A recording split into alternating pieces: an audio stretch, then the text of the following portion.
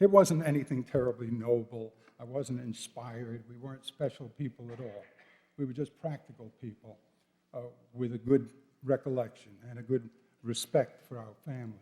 And I looked around at South Jamaica, Queens, where I came from, and then years later as a governor, I took some of the kids. We had 5 beautiful children, and I took some of them, the older ones. I said, I want you to see where I grew up. And we took them down to South Jamaica, the miserable South Jamaica that was now even worse than it was when I lived there, when no cop would walk a beat there in the 103rd Precinct. And I said, and the store that we had lived in was now all bricked up and served as a drug den. And the police who knew, because I was governor at the time, police who knew that I was coming on a visit, and they tried to discourage me from taking the kids there. They said, Governor, you want the kids to see what we saw, what you're going to see there. I said, I want them to see what I'm going to see there, because I know what's there, and I want them to know that in this great land, there's still a place like South Jamaica in New York City, and there are children in the street, 2.5, 3 years old, alone in the street. And these kids are going to grow up familiar with the sound of gunfire before they've ever heard an orchestra play. And that's in this city, this great city, in this great state, in this, the richest nation in world history. And that kind of thing stays with you, and it stayed with me. And everything I ever did in politics, they can call you an ultra-liberal, they called me a conservative about this, a liberal about that. But there was one thing that I felt most deeply, and it's what, in the end, this institute is all about. It's what do you do about a situation like this? What do you do about a situation where you have the greatest wealth in world history, where you have spectacular people of tremendous wealth in the billions, soon to be in the trillions of dollars, where people live at a state of comfort and power and security never experienced by anybody else in the world except maybe some sheiks in the Middle East who live over a lot of oil. What do you do about that? Well, you go in and you work with people like Taki Lombardi, really intelligent, hardworking politician. And you say to them, look, this must be part of our position. To remember what Abraham Lincoln said. Abraham Lincoln said, when asked, what is government? Abraham Lincoln said, very simply, government is the coming together of people to do for one another collectively what they could not do as well or at all privately. And alone. Wow, does that make sense or what? You hear all these silly arguments about big government, little government, big government is no ideology.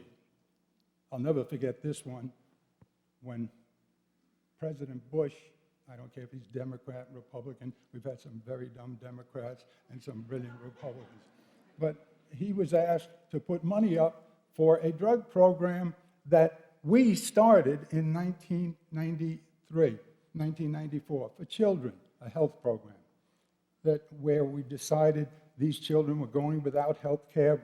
What we ought to do is have insurance companies come up with a relatively inexpensive health program, health insurance for kids of a certain age.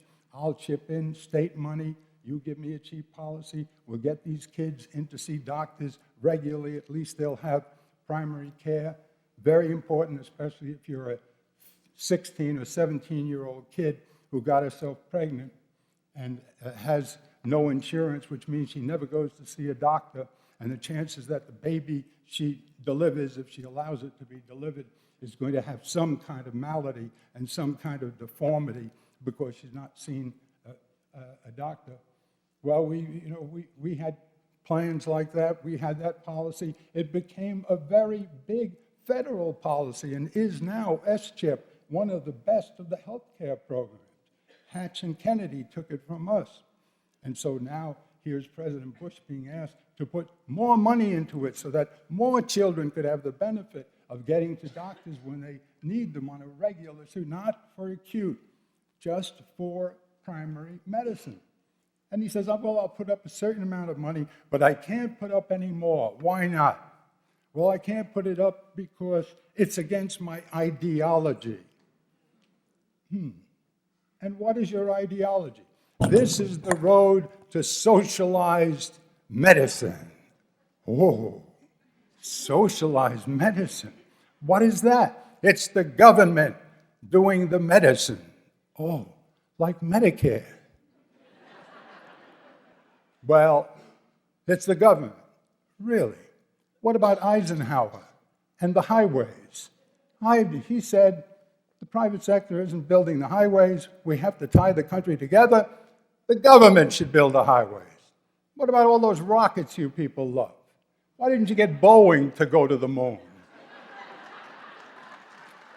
Why?